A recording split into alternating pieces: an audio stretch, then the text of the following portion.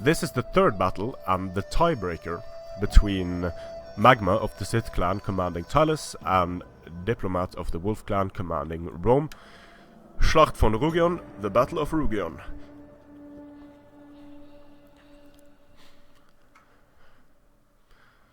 Decent enough map for both factions. For Tylis, we have 4 tribals, 4 Oathsworn, a very strong combination when you only can bring 8 sword units.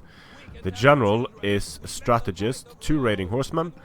Then we have 5 levy freemen, 1 spear warrior, Celtic skirmishers, 3 raiding horse total. So this Tylis build wouldn't have any problems dealing with elephants.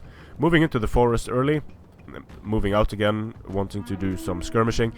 For Magma, we have Sucia Equites, Extraordinary, Legionary Cavalry, Equites. Then we have, I believe, 6 Vigiles, 1 Syrian Archer, Evocati, and Armored Legionaries on... Let's see, Evocati and Armored Legionaries. So, very strong melee line from Rome. Rome is going to be able to blunt a significant amount of the charges of Tylis, should they so wish. The issue with Vigiles is that he has spent 1200 on Vigiles here, and you could argue whether those funds would be better spent on cavalry or skirmishers against Tylis. Sure, having 2 or 3 Vigiles, nice, but Vigiles are not going to be able to do well against anything. If they are able to join a cavalry fight, they can do some damage, but they just cannot hold. They don't have precursor javelins. They are not levy freemen. They will lose quite convincingly to levy freemen on the charge. But they can be useful in screening away raiding horse like this, and Diplomatt, being smart in turning fire at will off, get some damage done to his raiding horse over here from the javelins. The Roman general rushing up there, he's probably going to get pulled back momentarily. The Equites taking damage. This is what the raiding horse need to do. Just move in, get a volley off on the Equites, move out, be annoying. Bait arrow fire whenever possible. The Syrians are not turned around, so they're not able to fire at these raiding horsemen. Very annoying for the Roman player, and since Diplomatt has so many raiding horses, he's probably going to be able to find good angles wherever he goes.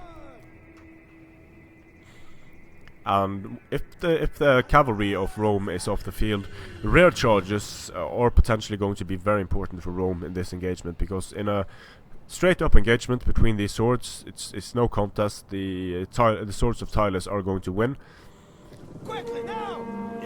Very nice doing more damage here against the Equites. Getting some shots off on the general's bodyguard there probably. Some shots hitting, actually quite a few shots hitting, losing 1 man. And this early hit point damage can be massive in the late game, although you're not being able to destroy units. Just having the hit points reduced on several of these units is going to mean that they're going to die a lot faster in melee. And this Sucia Equite unit is a very important unit to get off the field, because even against Oathsworn it can do massive damage on the charge. 57 charge bonus and very heavy mass is going to mean a lot of impact damage and a lot of Oathsworn or tribals knocked down. So if that unit can charge into an Oathsworn and then the Evocati follow up, the Evocati are going to be able to defeat the Oathsworn. So that combination is very dangerous, but the Sucia Equites are of course very vulnerable to missiles. So what I'd like to see Diplomatt do here is put 1 raiding horse in the front, 1 in the back and 1 on the side, so there wouldn't be anywhere for these Sucia Equites to go. Looks like Diplomatt is content to just skirmish here for a while. Which, I mean, it makes sense. He has the mobility advantage in terms of skirmishers. His raiding horse are starting to get a bit fatigued, so resting them in the forest is probably a good idea, while he is moving up his main line. Now the Vigiles, if they're unsupported, they are going to lose to levy freemen. So Rome has the cavalry advantage. Rome is going to have to make good use of its cavalry in order to deal with this Tylis force here. just screening away with the Vigiles, and having Raiding Horse in the back like this, like Diplomatt is doing, is going to pull away Vigiles from the front line, so Rome is going to be less able to block the charges of Tylis frontally. So it can be a good idea just to keep Raiding Horse in the back, like Diplomatt is doing now. Getting nice shots off on the veteran legionaries, getting some damage done, getting damage done to the Equites. This Raiding Horse is doing a lot of work now. Very nicely done. Only 9 kills, but it has done a lot of hit point damage. And this time, Rome having the wider formation, so Diplomatt is going to do the smart thing and pull back. You do not want to get surrounded by Roman infantry. Bit of miss micro here with the Raiding Horse. They're getting hit by Syrian archers, continuing to do damage to the general bodyguard and the Equites. And here again, getting some shots off. Fire at will is on, so they're getting shots off only on the Vigiles. These units could just turn around and give the Raiding Horse a volley, but it looks like they are not going to. Equites getting into the Raiding Horse, and that's a death sentence for the Raiding Horse. So a bit of miss micro from both sides there. Raiding Horse getting some more hit point damage done, but they're going to be able to run away from these legionary cavalry. Just chasing them a bit away, but they're not going to be able to chase them unless Diplomatt miss micros them significantly. Having 2 units in close proximity like this can be a good idea, because if you have fire at will turned on, the Raiding Horse might just waste ammo on the Vigiles, and if you give attack orders with the Raiding Horse, they are going to stop and try to turn around and fire, so it's going to be easier to catch them. So it's a very good idea to have Vigiles together with cavalry when you are screening away Raiding Horse. The Raiding Horse doing some damage here, but they're getting caught. Miss micro there by Diplomatt. He's going to lose this unit of Raiding Horse as well, and here you see fire at will being on, firing at the Vigiles. But the Raiding Horse is just going down. They did some very nice work early on, but now they're not being useful. Nice javelin throw there on the Sushi Equites Extraordinary. Very smartly done. Then the Levy Freemen are going to do decent enough against the Vigiles. Syrian archers firing into the shielded side of Tribals. Raiding Horse being taken care of, so Rome is getting the better of these engagements now. It was massive, taking down 8 Sushii with the Levy Free. These Vigiles are going to be absolutely destroyed by Tribals, but again, they blunted the charge of the Tribals. So very useful. Tribal warriors eating a lot of javelins to the back, or pila. The Vigiles are going down, and the Evocati cohort moving in was about to get charged by Oathsworn, but the Oathsworn thought the better of it, because they were sort of blocked here. Pulling out the Levy Freemen, a good idea, then sending in the Tribal Warriors. Here we have Tribal Warriors straight up against Armored Legionaries. 2 very tanky units.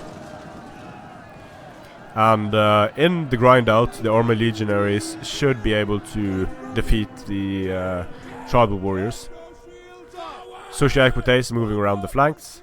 The rest of the Roman cavalry is sort of out of position, using 2 units against 1 Evocati cohort, which is a good idea, but it will allow this veteran legionary to get in and potentially flank, but it looks like it's just going to sort of jog into the combat because it was spread so thin. Evocati cohort getting ganged up on here. The Oathsworn general being pushed away, and here comes the very dangerous Sushi Equites. Their kills are going to start increasing super quickly now. Taking care of this Levy Freeman and tipping the balance of this combat decisively in favor of Rome. Rome is doing well on the flanks now. Should start doing well on the flanks here as well. We have Levy Freemen getting into the back of Rome. In the center, it's starting. Looks okay for Tylis. Not winning anything decisively. These Oathsworn are actually losing against Evocati, and that is how good Evocati are when they're not able to when they're not able to, well, when they're in an extended combat against Oathsworn. Oathsworn are not great against Evocati. The Oathsworn only have 48 melee attack, while the Evocati are swinging with 61 melee attack. Now the Evocati are getting ganged up on, so they are starting to lose, but only because they're up against 2 units. Spear warriors and levy freemen rushing into the Equites to take care of them. But this very dangerous unit of Socia Equites is going to get a charge now against the back of this Oathsworn that is losing. That should take it down to a significant degree. And yeah, though that is devastating for the Oathsworn. Attacked in the rear and dropping so quickly. The Socia need to get out because this Oathsworn unit is chasing them.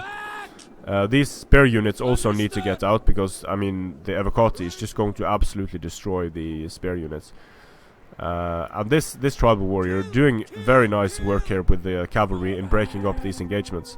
This Oathsworn only getting 42 kills is a testament to how dangerous Evocati cohort can be in extended combat. So this doesn't look good for Tylis at all. They are in the types of engagements they do not want, engagements where the Roman infantry is able to grind it out against them. And tribals are tanky, but the problem with tribal warriors is that they only have 30 melee attack. They have 50% of the melee attack of these veterans and the Evocati. So in a prolonged engagement, they're just not going to do as well as the Roman infantry. If the Roman infantry, the longer the Roman infantry is engaged, the better it's going to do. Charging into the Evocati here to stop from getting recharged. Levy freemen getting charged by the general's bodyguard in a dense formation, so the entire unit isn't going to get knocked down. The general's bodyguard is probably going to lose a few men here pulling out, but it doesn't look like the levy freemen had attack orders on the... Now they have attack orders on the general's bodyguard. But all across the line, Tylis is getting wrecked by these cavalry units, and losing the heavy horse or the raiding horse early was devastating for Tylis, because that meant that Tylis didn't have anything to counter these cavalry units in the back. The general of Tylis now losing, and you will see this quite often in Tylis versus Rome engagements, or any barbarian faction versus Rome, that the Oathsworn, they don't really do as well as they do against other factions, because they're up against infantry that has very high armor, very high melee attack, and while the Oathsworn have good melee defense, decent armor, their melee attack is lower than the melee attack of the Roman units, which means the Roman units are going to be inflicting damage repeatedly against the Oathsworn for cheaper than the damage that the Oathsworn do against the Roman infantry. So one of the things that makes Rome so strong, the very high melee attack on the Evocati and the veteran legionaries.